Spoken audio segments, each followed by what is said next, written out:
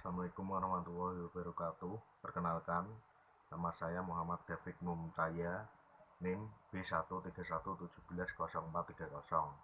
Di sini saya akan menjelaskan tentang pemahaman sistem hukum bisnis di Indonesia. Hukum adalah rangkaian peraturan yang mengatur tingkah laku manusia dalam pergaulan masyarakat. Hukum dibuat oleh badan-badan resmi yang berwajib suatu masyarakat tertentu.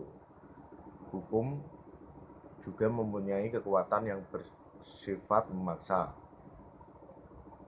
Hukum juga mempunyai sanksi yang tegas dan mengikat terhadap pelanggarnya. Tujuan hukum untuk mewujudkan keselamatan, kebahagiaan, dan ketertiban dalam masyarakat, mengatur tata tertib dalam masyarakat secara adil dan damai. Tujuan hukum disebut sebagai 3 nilai dasar hukum, yaitu keadilan, kemanfaatan, dan kepastian hukum. Definisi hukum bisnis.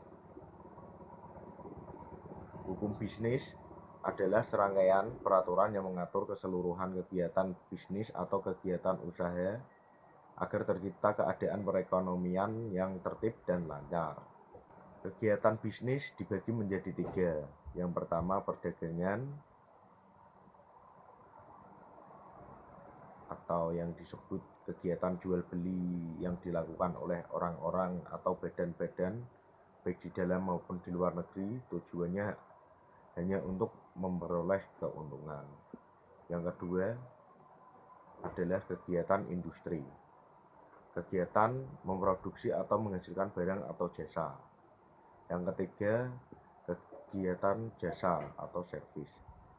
Kegiatan yang melaksanakan atau menyediakan jasa-jasa yang dilakukan baik oleh perseorangan maupun oleh suatu badan.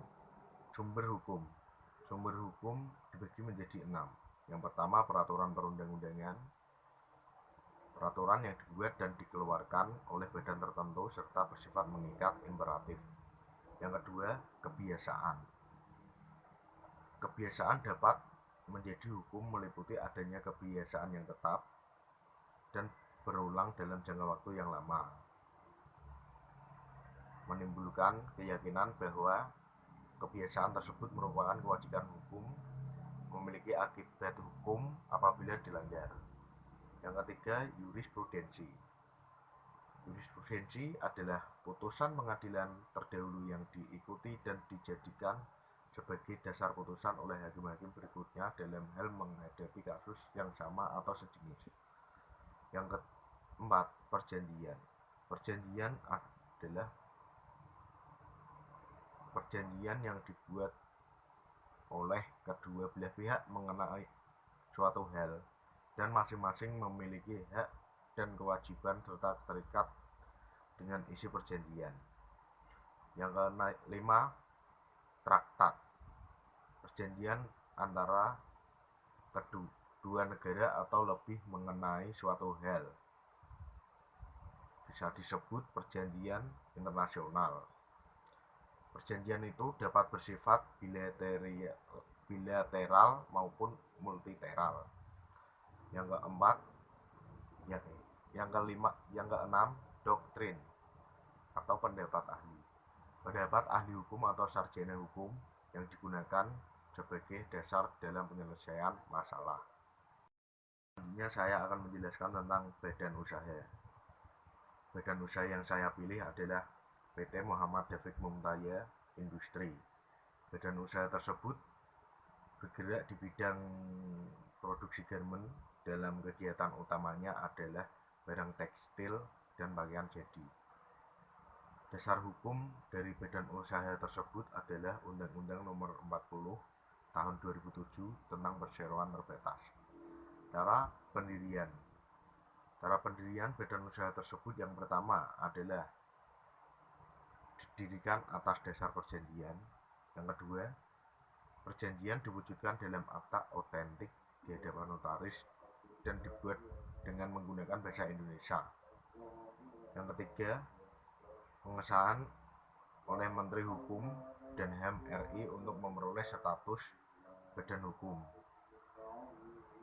dan pengumuman dalam tambahan berita negara RI. Modal untuk badan usaha tersebut dibagi menjadi 3. Yang pertama modal dasar, modal disetor, yang ketiga modal ditempatkan. Selanjutnya struktur dibagi menjadi 3. Yang pertama RUPS atau rapat umum pemegang saham, yang kedua dewan komisaris, yang ketiga direksi. Selanjutnya tanggung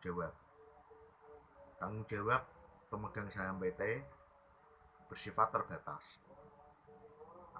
artinya terbatas pada saham yang dimiliki atau disetor saja.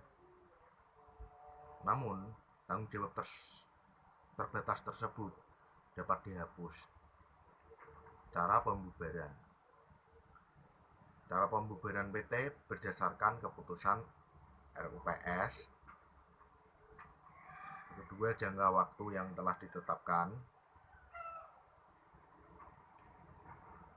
Ketiga, berdasarkan penetapan pengadilan. Keempat, dicabutnya kepailitan berdasarkan putusan pengadilan niaga yang inkrah.